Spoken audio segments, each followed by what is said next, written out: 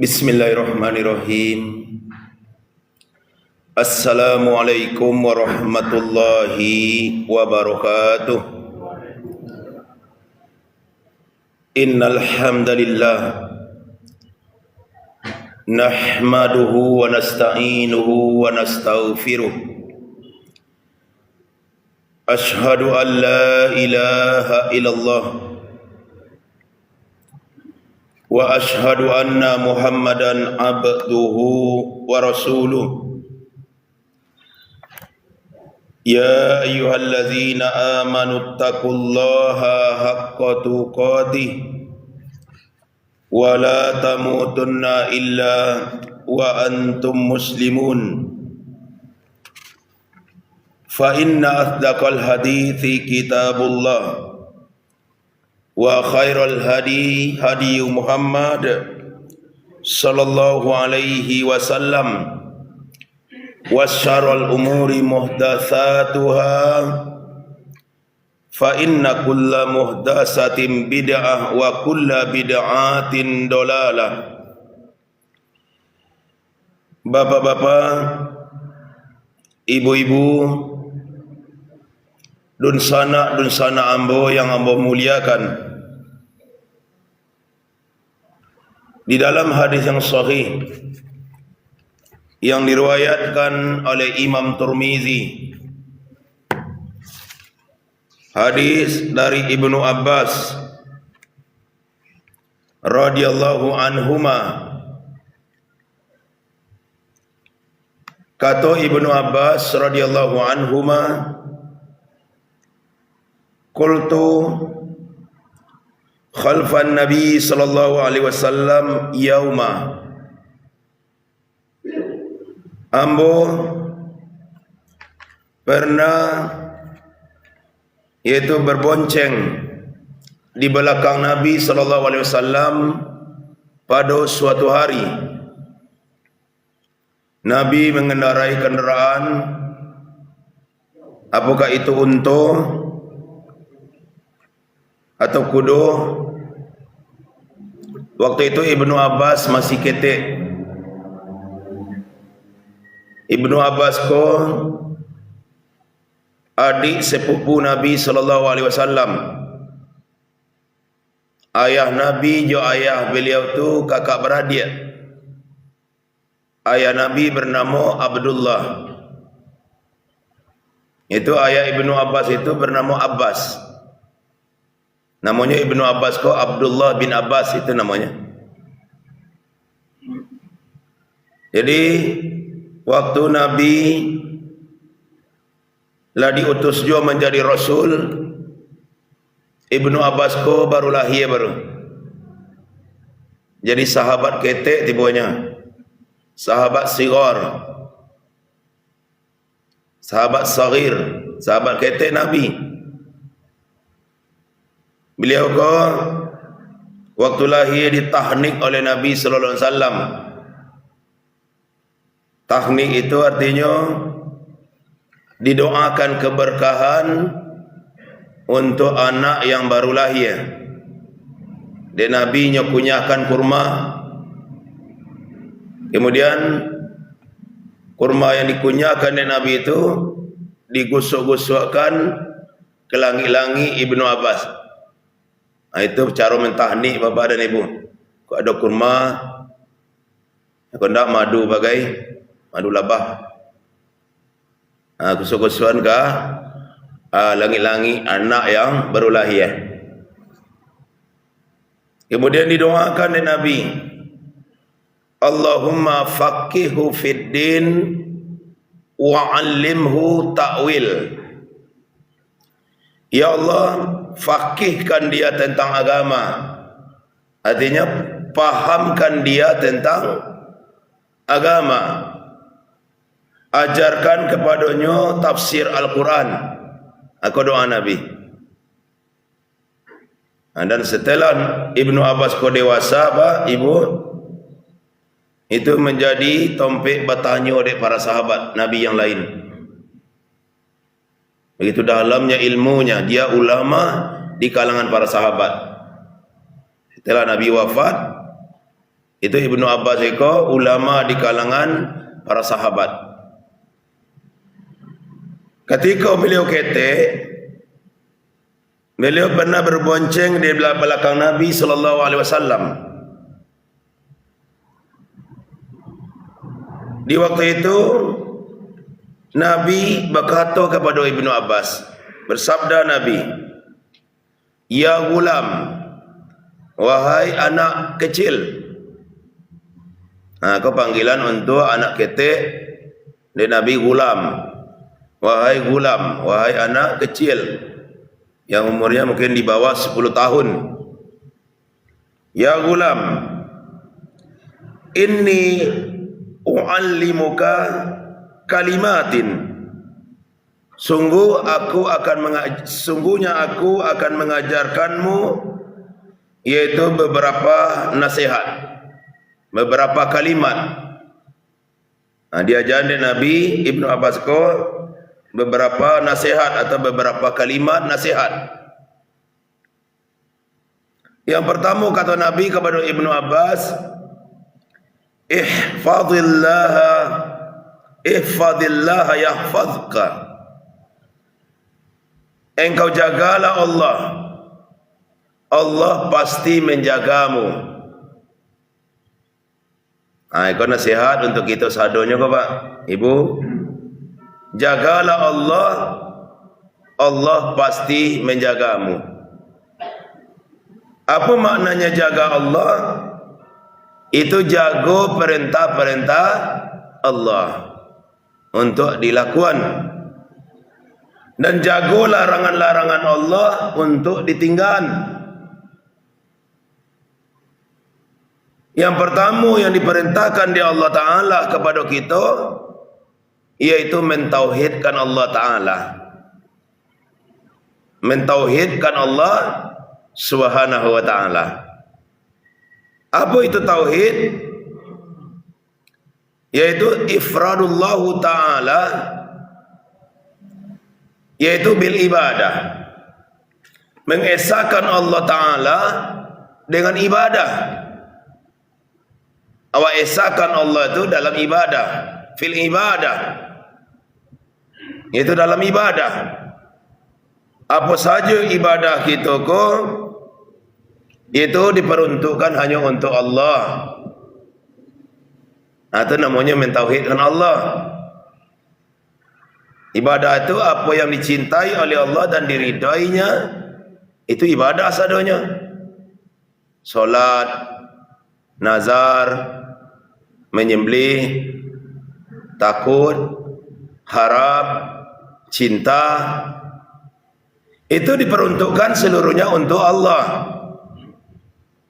Menyembelih ibadah, karena Allah yang mengatakan dalam surah Al-An'am kan, Kul inna solati wa nusuki wa mahyaya wa mamati lillahi rabbil alamin. Katakanlah, sungguhnya solatku, wa nusuki, sesembelihanku, wa mahyaya, hidupku, wa mamati, dan matiku, lillahi rabbil alamin, hanya untuk Allah Rabb semesta alam. Salah satu ibadah dalam ayat itu menyembelih.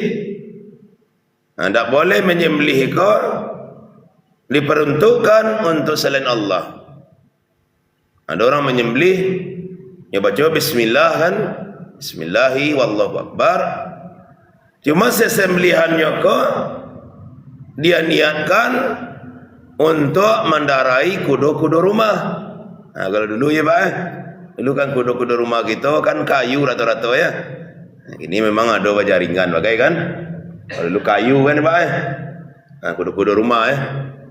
Lah togak kuda-kuda rumah, mas sembelih ayam di situ. Pernah terjadi di Ranah Minang tu Pak. Kini kalau tidak ada oleh ya. Itu namanya perbuatan syirik. Karena menyembelih itu adalah ibadah. Ibadah tidak boleh diniatkan untuk selain Allah. Di mana letak syiriknya? Yo akan baca bismillah. Yo. Membaca bismillah, cuman ibadah kau untuk selain Allah. Itu namanya mempersekutukan Allah. Kalau Allah yo jawa, kepada selain Allah yo Allah itu. Itu namanya syirik. Fasarfuhu li ghairillah, dipalingkan kepada selain Allah. Itu yang namanya syirik. Ya seharusnya menyembelih bismillahi wallahu akbar. Tidak ada untuk selain Allah. Bismillahi wallahu akbar. Tidak ada niat untuk itu dah. Untuk menyembelih, untuk dari kuda-kuda, tidak ada niat itu. Cuman beko sudah sesemilan awak ko untuk dimakan dewanya. Ya kan? Untuk dimakan, untuk jamu tamu, untuk beralik. Tetapi bukan untuk mendarai kuda-kuda rumah. Ada je orang untuk mendarai onda baru di Bali. Babantain ayam, mendarai ke onda. Nak janangik masih na. Nak kenangik masih lah, jauh jalan nangik masih na mah. Pada petunjukannya dari orang Jepang dah ada kayak itu dah. Tahu lah orang Jepang lainnya nak buat onda tu mah. Tetapi ada saya dah awak keyakinan awak situ. Itu tidak boleh ada bapa dan ibu. Jadi yang pertama yang kau dijaga adalah tauhid. Kemudian larangan Allah yang pertama kita tinggalkan adalah syirik. Sebab dosa itulah yang pertama mendatangkan azab Allah. Jadilah di zaman Nabi Nuh, ada orang dosa zina waktu itu lepak. Ada dosa judi lain. Di zaman Nabi Nuh tu. Kenapa datang azab Allah kepada kaum Nabi Nuh? Itu karena dosa syirik. Bisa kita balik dalam surah Nuh. Itu surah yang ke-71. Jadi yang mendatangkan azab pertama kali adalah karena dosa syirik. Dalam surah Nuh ayat yang ke-23. Qalu, dan kaum Nabi Nuh itu mereka itu berkata, la tazarunna alihatakum, jangan tinggalkan sesembahan-sesembahan kalian. Apa sesembahan mereka? Wala tazarunna waddan, jangan tinggalkan wad. Wad kau nama berhala kau pak. Berhala tu. Wad kau memang nama orang soleh dulunya tu. Cuman setelah orang soleh tu tidak ada lagi, dibuain patuangnya untuk mengenang-enang jasanya. Awalnya seperti itu. Lama bakal lama Nabi generasi itu pak, patung Wat tadi disembah diorang. Pertama lain untuk mengenang-enang jasa awalnya batik buat patuangnya, buat fotonya, lukisannya. Foto yulun ada ketika itu tapi lukisan. Akhirnya dibuain patuangnya. Akhirnya disembah.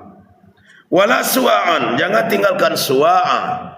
Suwa' itu artinya berhala juga. Wala yaghuth, jangan tinggalkan yaghuth. Kau berhala juga pak.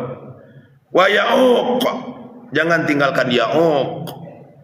Wa nasran, jangan tinggalkan nasr. Jadi dapat. Akulah berhala mereka. Wa qad adallu katsir, dan sungguh itu berhala itu telah membuat mereka banyak yang tersesat. Tersasiknya deh. Ditagan di Nabi Nuh tu. Jadi kau kerajo lagi ke Nabi Nuh. Salah kalian kau mah. Allah saja yang diibadahi. Jangan berhala-berhala kau. Tapi kaum tadi tak narimonya doh. Malah dia ejek-ejeknya Nabi Nuh. Tetap didakwahi di Nabi Nuh bapa dan ibu. Tak lu sebentar doh. Bara lama Nabi Nuh mendakwahi 950 tahun. Kan lama tu pak, cukup lama tu mah. 900 tahun didakwahi, panjang-panjang umur orang siswa. 900 tahun didakwahi di Nabi Nuh. Laila wan nahar, malam dan siang didakwahi di Nabi Nuh tu. Tapi ndak jua mu ada. Akhirnya diperintah di Allah Nabi Nuh membuat bahtera, kapal. Diperintah oleh Allah. Masih diajak je Nabi Nuh. Pambu kembali kapal eko. Dicimain Nabi Nuh. Kembali kapal dia tebuki. Lawi nak do gairah tu buat kapal. Iko perintah Allah ke Nabi Nuh. Cali salah ada kalian. Kalau perintah Allah ko pasti terjadi. Ndak percayanya dah. Ayo tibolah banjir pak. Tibo hujan labik. Tibolah banjir tanur, keluar mata air dari dapur-dapur mereka. Ialah keluar air dari bumi. Tibolah banjir gadang. Akhirnya bala air kapal tu pak. Naiklah kata kapal kau kalian, naiklah. Tak mau dah. Masuk anak Nabi Nuh Kan'an tak mau naik dah. Barang selamatnya 80 orang saja. Antu nak leo mau mentauhidkan Allahnya. Yang lebihnya habis. Termasuk nak naik kata kapal tu itu binatang-binatang sepasang-sepasang binatang-binatang nak ada kini ko tu niatnya dulu nak naik kata kapal tu. Burung sepasang, rimau sado-sado lah. Binatang dan buas tu hilang buasnya ditakui. Hilang kebuasannya ditakui pak. Nak naik sado-sado di kapal. Patu asalnya leh. Selamatlah. Dan termasuk umat nali namo tu, nali patu tu. Jadi dapat tu. Jadi dosa pertama di dunia ko yang mendatangkan azab Allah adalah syirik. Jangan ada je ndak leh. Di zaman kini ko ada je wak babuet syirik. Jangan percaya je leh. Jo batu angkek-angkek di Tanjung Sungoyang. Mau uji nasib Ada je orang pai situ tu. Menjuji nasib, kau tangkik batu kayu, kau ndak. Menjuji nasib, nak boleh terus. Syirik itu. Jadi balik akan pakai jibah. Dan kedua, yang kawak jago adalah solat. Solat dijago tu pak. Kerana ibadah setelah tauhid, setelah 2 kalimat syahadat adalah solat. Rukun pertama, rukun Islam, tauhid, syahadat kan.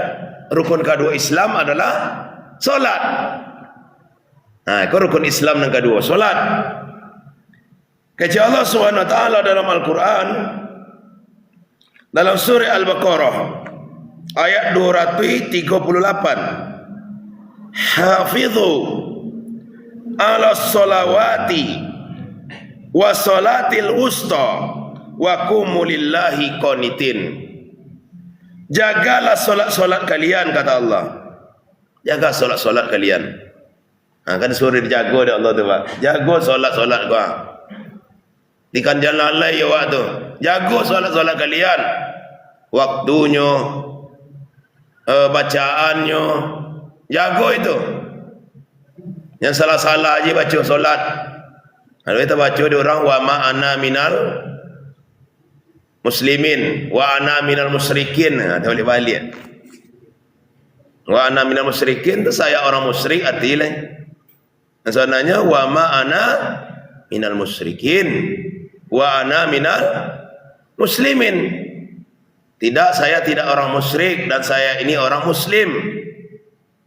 Tapi tapen bacanya. Ayat yang tidalnya sami Allah jahru ain.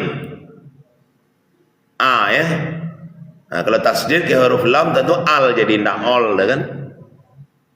Sami Allahu liman hamida. Allah mendengar orang yang memujinya. Tapi kalau pakai huruf hamzah tentu tak apa baca jadi bertemu a dengan lafaz Allah tentu al jadi dia kan.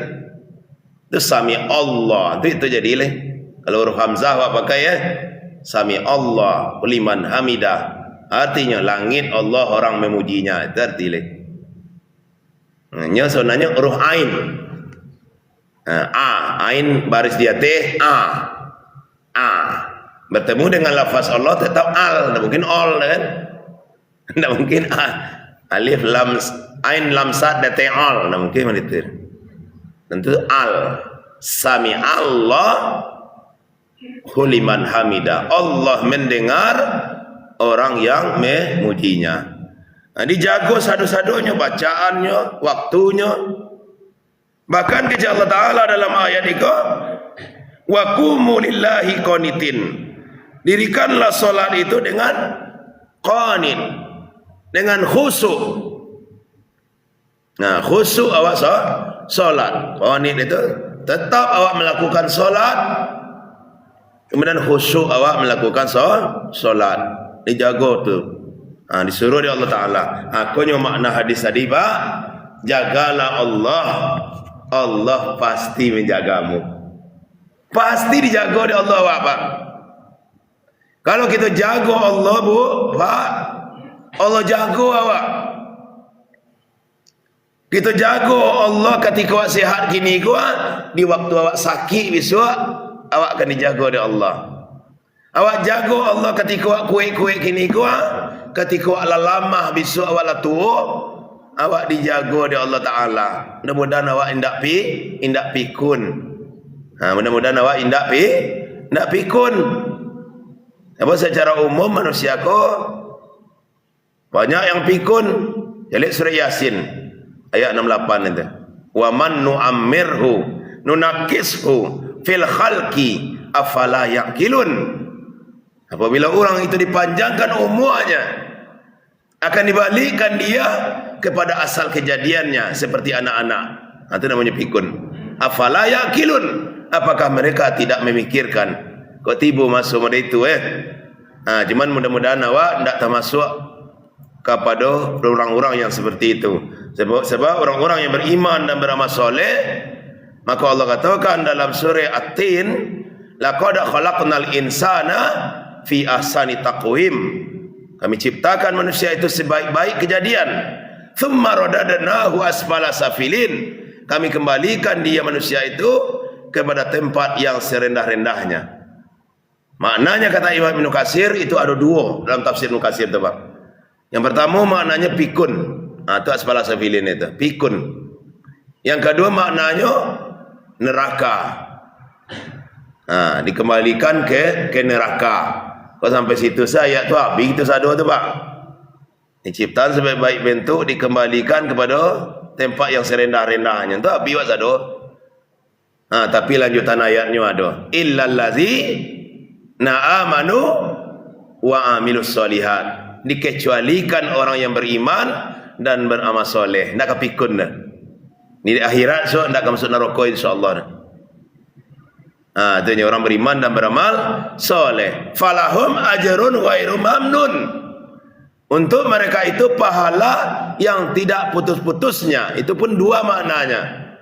Di dunia maknanya ketika beramal soleh, ketika sihat-sihat kau, Pak, awak lah tua besok nak talu awak malah kolai, pahala awak tetap mengalir. Ghairu mamnun.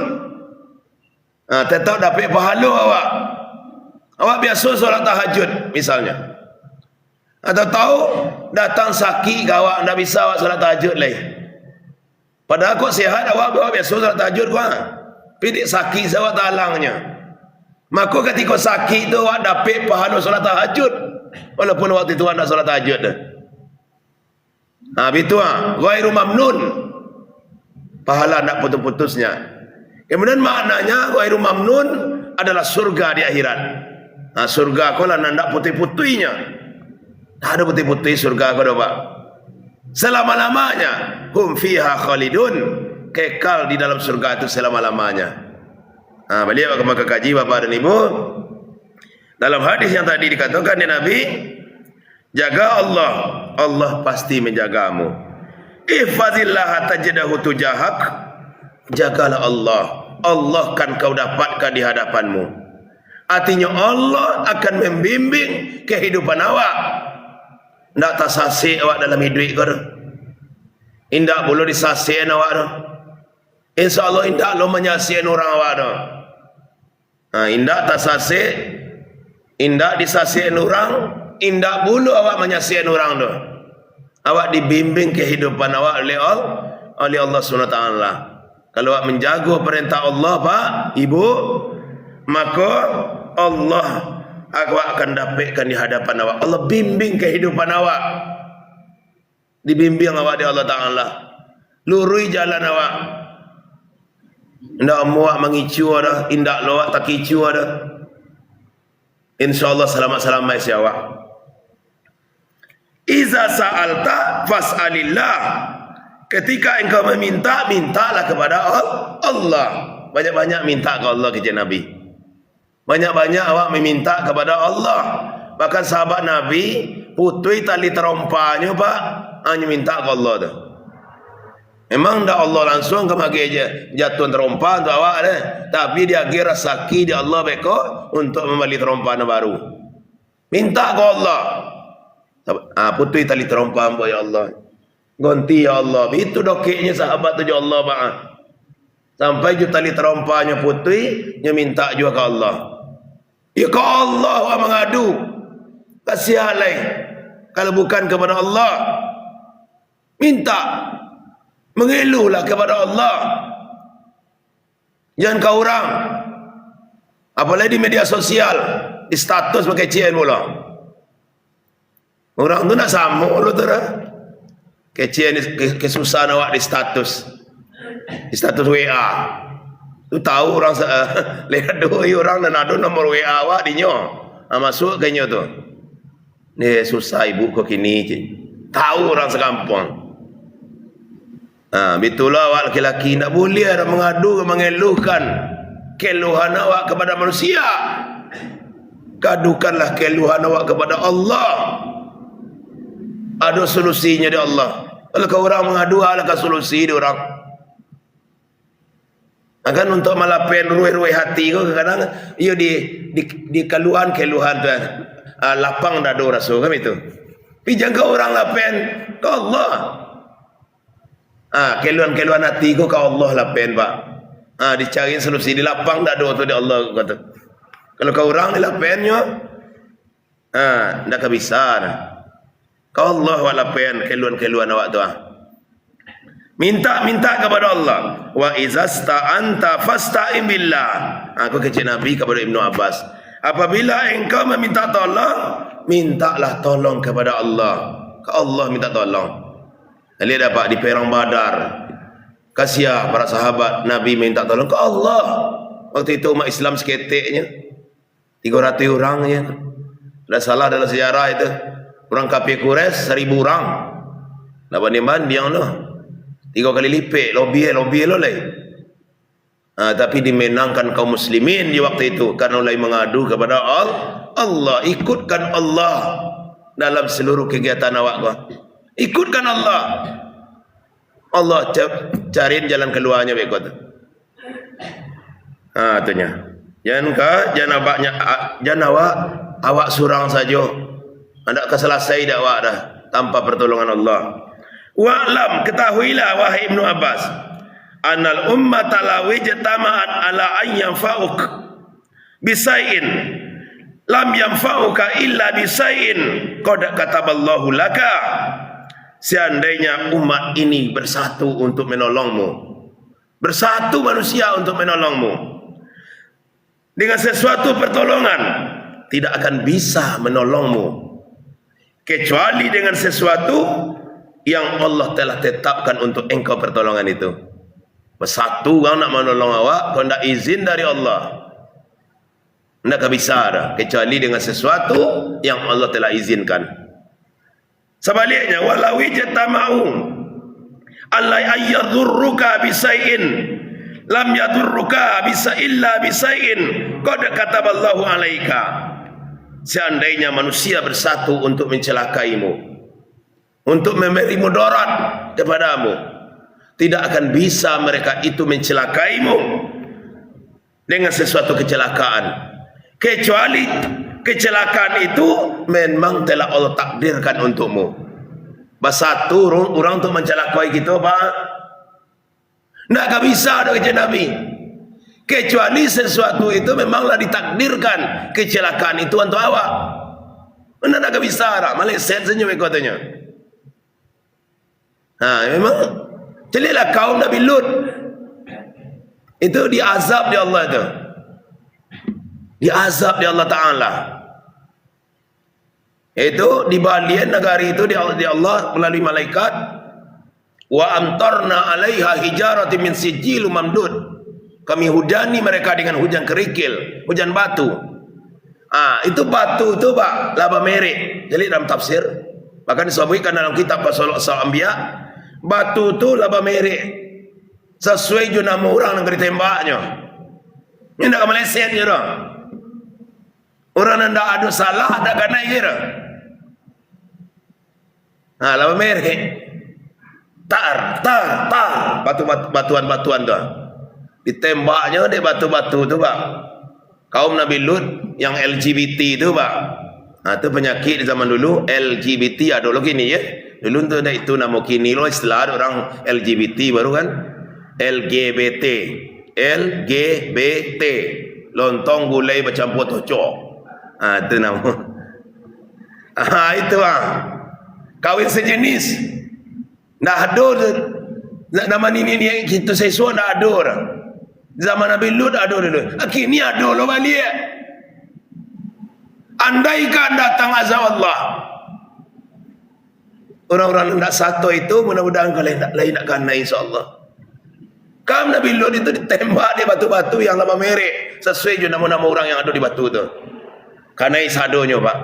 Mana ditakdirkan oleh Allah SWT. Ditakdirkan oleh Allah SWT. Ini Pak. Sesuatu yang dah Allah takdirkan untuk awak, nak akan kanai ke awak dah. Sebab kecil Nabi, yaitu dalam hadis itu, Rufi al-Aqlam, telah diangkat pena-pena penulis takdir. Diangkat pena-pena itu. Kemudian, wajafatis suhuf, dan telah kering lembaran takdir, telah kering. Nak berubah lagi. Mereka itu Bapak dan Ibu. Dijaga salah Allah, tauhid, akidah, ibadah, jaga Allah. Doa selalu minta ke Allah, minta pertolongan selalu kepada Allah. InsyaAllah Allah akan menjaga awak Bapak dan Ibu. Mudah-mudahan negari kita yang kita cintai ko dijaga di Allah SWT, terkhusus Rana Minang yang adanya basandi sarak basandi kitabullah. Mudah-mudahan negari kita ko aman-aman saja. Kita isilah kemerdekaan ko dengan mentaati Allah Ta'ala. Jangan bermaksiat kita kepada Allah. Walau merdeka itu maksiat juga wak lain. Jangan taat awak kepada Allah. Negari aman. Mudah-mudahan amannya negari ko dilanggengkan oleh Allah SWT. Tetap negari ko aman sampai hari kiamat insyaAllah. Amin. Amin ya rabbal alamin. Itulah bakaji kita Bapak dan Ibu, semoga bermanfaat. Banyak siriah di balai, segitulah sajo dalam Cirano. Banyak uranan pandai, segitulah sajo dari Yambo. Ari kapagi ayam bakukua, murai bakicau, tando kasiang. Jika kurang tolong ditukua, tando mahule kasih sayang. Subhanakallahumma wa bihamdika asyhadu an la ilaha illa anta astaghfiruka wa atubu ilaik. Assalamualaikum warahmatullahi wabarakatuh.